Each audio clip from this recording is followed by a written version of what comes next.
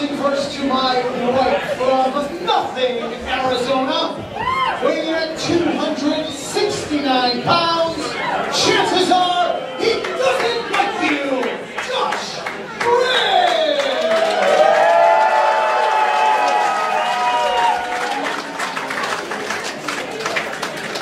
His opponent to my left from Killer Hills, 103.04, weighing in tonight at 235 pounds, Dirty Daddy, Chris Dickinson!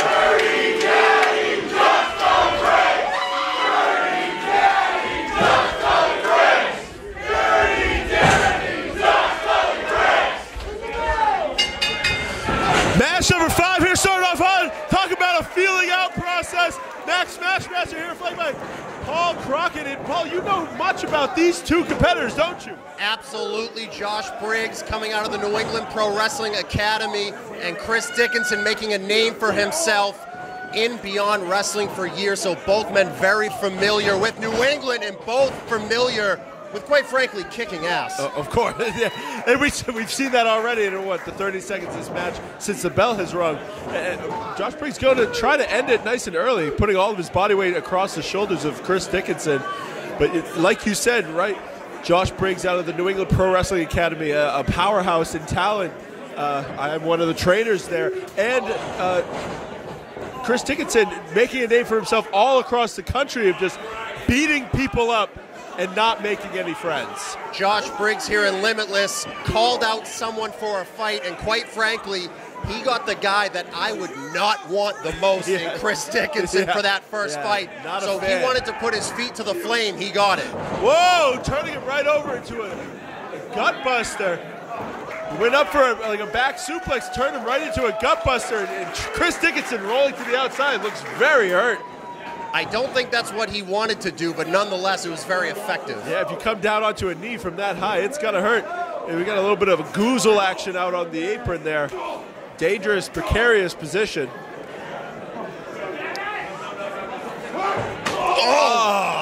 Oh, Max, I felt that in my soul. Yeah, I felt it in my heart. Able to come off and doing a nice diving DDT onto Josh Briggs, cutting the big man down to size. But Chris Dickinson, people don't really understand. He has a very acute martial arts background, and those kicks are brutal. You can hear the thud just travel through the body of Josh Briggs. It's like a baseball bat when he hits you with those kicks, and he's all about that hard body karate, idolizing men like Jean-Claude Van Damme coming up when he was younger. What's he got on here, though?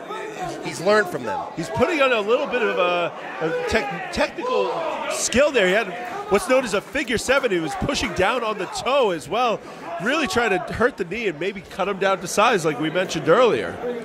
If you watch Chris Dickinson, you might just think, all right, he goes in there and he hits really hard, but no, this guy is a master at picking you apart as well. Yeah, he is not a dumb competitor by any means. And as you can see, he's doing his game plan. He wanted to take Josh Briggs out of his comfort zone, and he has him right there, right where he wants him. Over the years and beyond wrestling, he's faced a who's who as far as the professional wrestling world. So he has been in there with some very, very tough guys. Absolutely, and all the way even into Evolve and appearing on NXT shows as Chris Dickinson and making it just an impact every single place he goes. But it's funny, this crowd is completely torn between the two. Absolutely. I know that these two have some great admiration for each other, but Josh Briggs has a lot to prove, not only to the fans of professional wrestling here in Limitless, but to himself. and he's going to throw that admiration out the window to get this win. And we've seen that Josh Briggs likes to apply a lot of backbreakers. He likes that scoop-up backbreaker he just did. He also likes his finishing maneuver, which is a choke slam into a double knees. He likes to call the M5, but Chris Dickinson has attacked the knees from the start of this matchup, and how is that going to affect Josh Briggs? I know Josh pretty well, and while he is an intelligent human being, when it comes to competing, he'll do anything to win. He will break himself, and if it takes him breaking his own kneecaps to hit that M5, he might do it. I totally agree, but at what point does he not able to come back and maybe gets a loss on it, a blemish on his record here at Limitless Wrestling? Well, if anybody's going to be able to do the proper damage to that knee, it's going to be Chris Dickinson. Yeah, you can see Chris Dickinson like a canine unit just attacking that leg, just grabbing onto it earlier. Oh, what's it?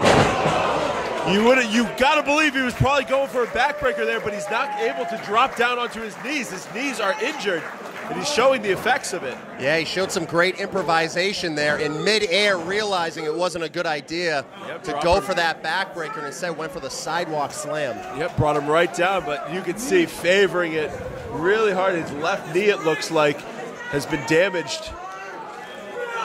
The thing you need to look out for with Dickinson is, as intelligent of a competitor as he is, he's also nuts. Yes. So at some point during the match, his whole strategy might go out the window. Oh, Josh Briggs, I think his knee buckled a little bit on that, though. He wasn't able to stay up on his feet. You saw it bend at a really odd angle. And like you said, yes, Chris Dickinson is a crazy person, but genius and psychopath are walking a fine line between the two. Yes, so. it is very close for Chris Dickinson in that regard. Yeah, Josh Briggs, there's been some damage done. And Paul, I've torn an ACL in the ring during a match, and you know it hurts, but you have to finish, you have to keep going, and you wait for the consequences later, but every step you take, every move you make, someone's watching you, but also you're doing more damage to that knee. Well, forget about the knee, because Briggs' head just got rocked by that high kick from Chris Dickinson, and that's also what makes him so dangerous. Absolutely. Just when he's targeting the knee, he'll go somewhere else, and he just went into the crowd. Yeah, and you notice the ropes here on this very night have been stretched out a little bit, and Chris Dickinson went for that springboard, but there was a little bit too much give, and it allowed for that 1 second for Josh Briggs to come across and just nail him with that big boot. You got to believe that Josh Briggs would have been on him a little bit quicker, but that's a bad move. Right down on that left knee, the knee that is hurting him.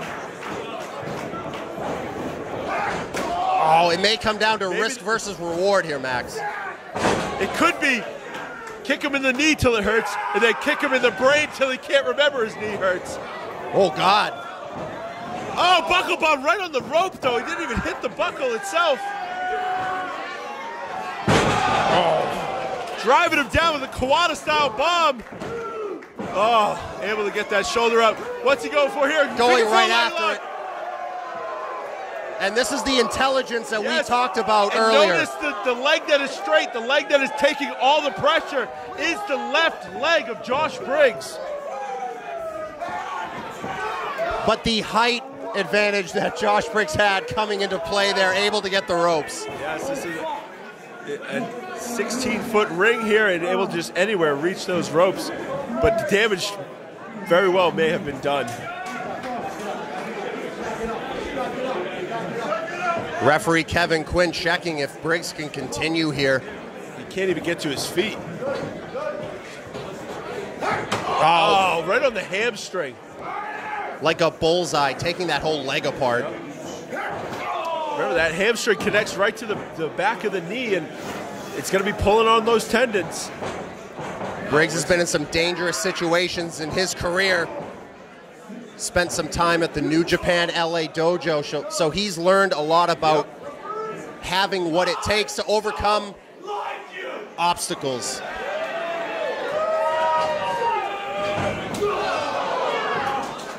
He keeps bracing everything he does. He's right-handed, obviously, so he has to put pressure on the left. He flips him around, goes for the knee. No. Oh, dragon through leg whip. Oh, he crumbled. His knee went in about 4 different directions. His ACL may be torn. His knee just...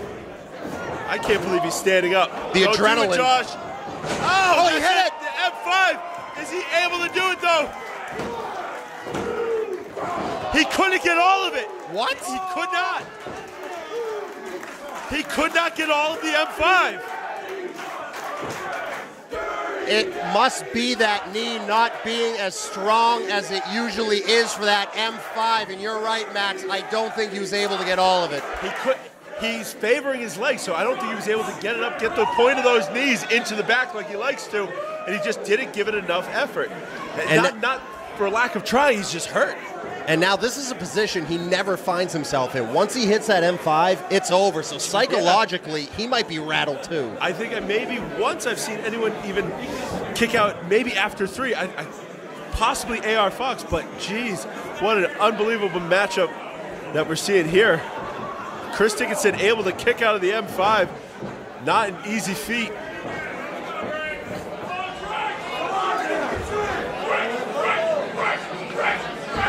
And now Briggs seems confused. He seems like he doesn't know what direction to go in here, and I can't blame him. And the biggest thing after the M5 I've seen him do is just an M5 off the second, and I doubt he's going to attempt that. His knee is just, it's a mess.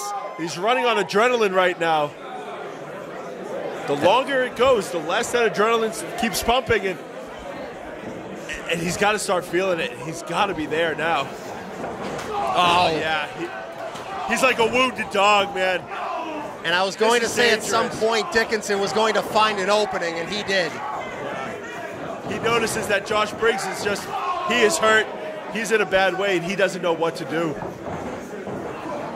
Going for it again. You see just the pain etched on his face. Rolls him through in a victory roll.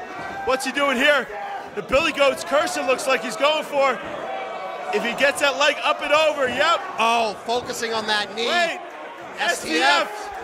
Step over, toe hold, face lock, and he has to give Josh Briggs. Josh Briggs taps out. The night of upsets.